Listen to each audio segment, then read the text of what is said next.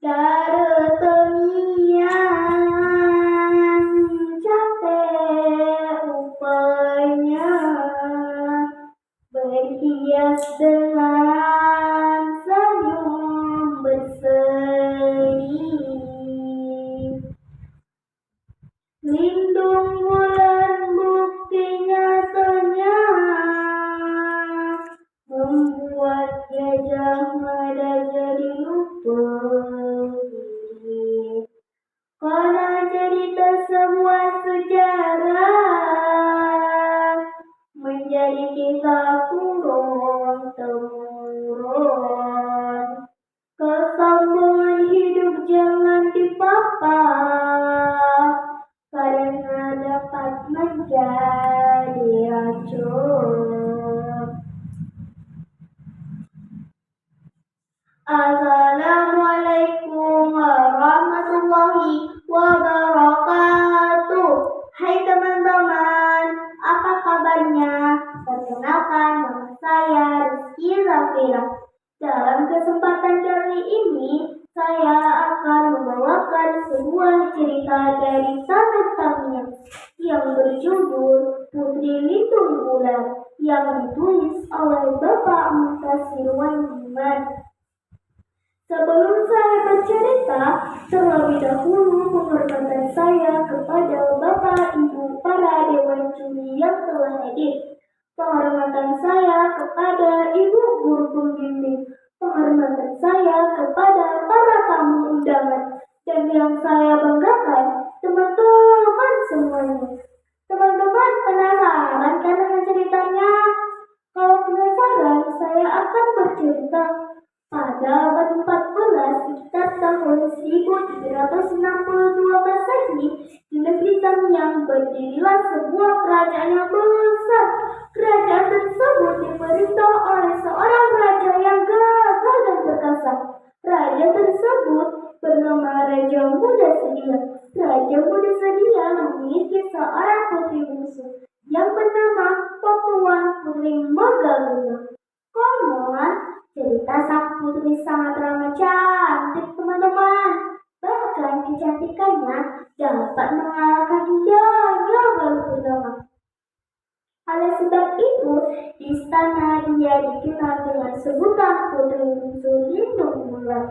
Putri Lindung Bulan telah menjalin hubungan pertunangan dengan seorang perdana menteri yang bernama Tuanku Ampon Tuan, anak dari Sultan Parola. Ketika Ampon Tuan sedang berada di Batu Bedulang bersama adik Raja Muda Sedia, yaitu Raja Muda Sedia, untuk mendirikan pusat pemerintahan. Saat itulah kerajaan benua diserang oleh pasukan Pati Gajah Mada.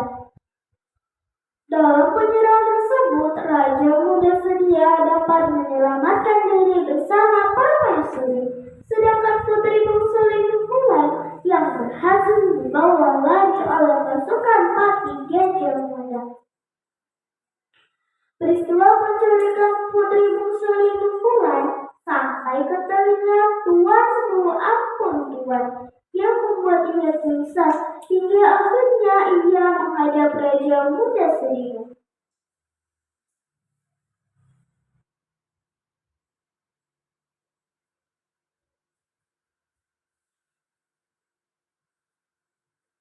Ampun, Pandai Budi-budiku, ampun tuanku.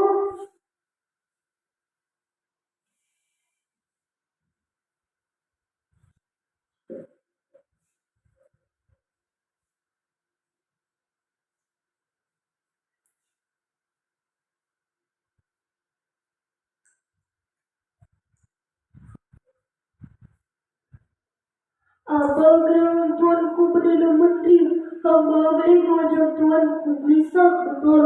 Agaknya ada sesuatu yang terjadi terhadap tuanku atau terhadap siapa. Cepat-cepat katakan kepada hamba.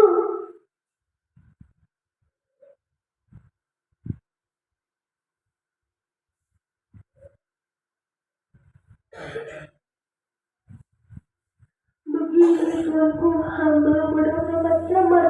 Kalau Tuan Putri Bungsu Lindung Bulan telah diculik oleh pasukan Pati Gajah Mada.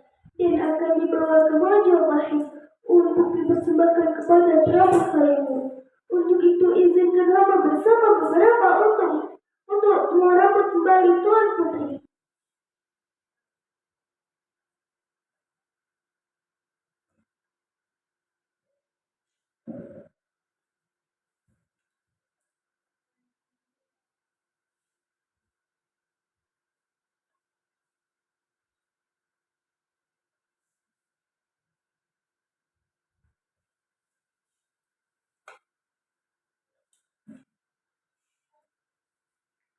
Bodoh, hamba bersama Yuda Daga akan kita utarakan untuk merebut kembali Tuan Putri.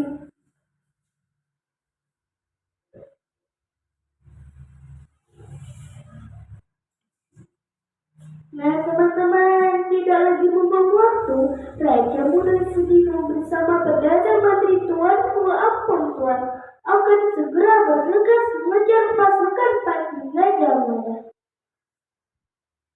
Malam tak dapat ditolak, mungkin tak dapat diraih, inilah yang pantas didapat oleh pasukan Patih Gajah Mada. Dalam pelayarannya mengikuti arus air sungai Tamiang, tiba-tiba perahu yang mereka tumpangi mengalami kebocoran teman-teman, sehingga mereka harus berlabuh dan mendarat di suatu tempat untuk memperbaiki perahu. Sedangkan pasukan Patih Gajah Mada beristirahat dan tertidur terlelap. Sementara saat itu, Putri Bangsa Lindung Bulan dalam pengawalan ketat dan kegelisahan, dan ia berusaha membujuk pengawal agar melepaskannya.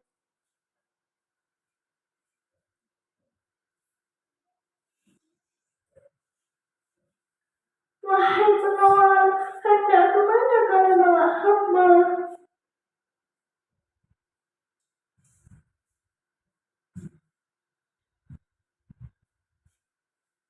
Tuhai Tuan Putri yang cantik, tak perlu Tuan Putri cemas, karena Tuan Putri akan dipersembahkan kepada Prabu Kamul, yang nantinya Tuanku akan dijadikan permaisuri kerajaan Majapahit.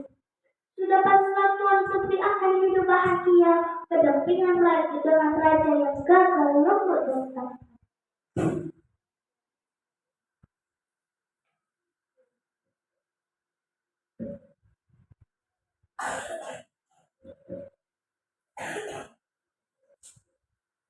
Tidaklah wahai pengawal, hamba tak pantas dan tak cocok untuk mendampingi raja kalian yang begitu termasyhur. Apalagi adat kami sangatlah berbeda dengan adat istiadat di Jawa. Sudah pastilah baru tentu mereka tak dapat menerima hamba.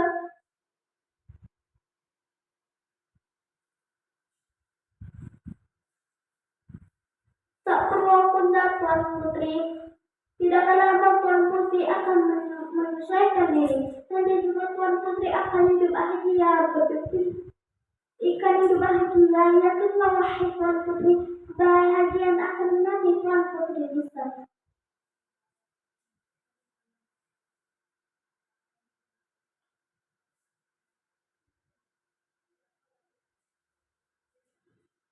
Tidaklah wahai pengawal, hamba tak pantas dan baiklah wahai pengawal, kalau ini memang terbaik untuk hamba mengucapkan terima kasih. Hamba setuju.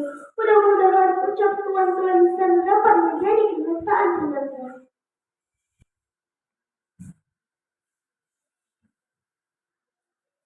Melihat kemampuan Tuan Putri yang begitu terus dalam pandangan mereka, para pengawal saling bertanya tersenyum gembira.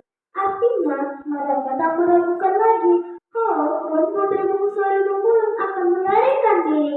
Apalagi Tuan Putri tahu bahwa istana sudah tidak ada lagi penghuninya setelah dibakar menjadi abu. Sementara itu teman-teman, dalam situasi yang lengang, para pengawal tertidur lelap semuanya. Tak berapa lama kemudian, Ampun Tuan dan Raja Muda Sudino beserta pasukannya tiba di tempat. Para pasukan mendarat dan mengendap-endap menghindari agar tidak diketahui pasukan Patih Gajah Mada. Tuan Putri langsung dibawa lari oleh pasukan Ampun Tuhan. Pasukan Ampun Tuhan dan Raja Muda Selima bertekad membantai pasukan Pati Gajah Mada. Namun, pasukan Pati Gajah Mada terbangun, sehingga mereka kelabakan tak tahu arah. Namunkah orang baru terbangun dari tidurnya? Dalam pertempuran ini,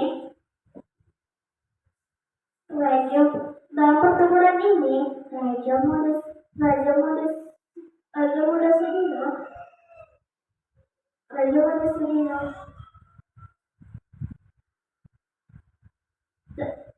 pasukan Pati Gajah Mada banyak yang tewas, sedangkan pasukan Ampun Tuhan tidak ada korban. Konon pasukan Ampun Tuhan kembali lagi ke istana dan membangun istana yang sudah menjadi agung.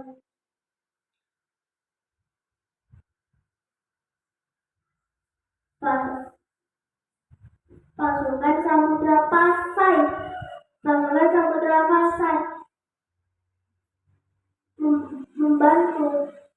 memberi bantuan dan membantu Raja Muda Selima.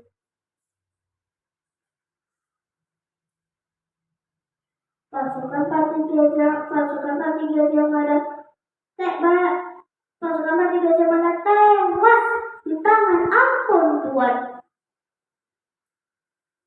Nah, sampai di sini ya teman-teman cerita saya tentang Putri Bungsu Lindung Bulan. Adapun pesan dari cerita tersebut yaitu teman-teman, 1. Kesombongan sering membawa takabur. Kesombongan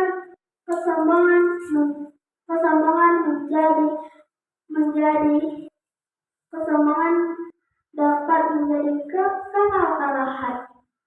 Burung duri terbang ke awan, terbangnya membawa jauh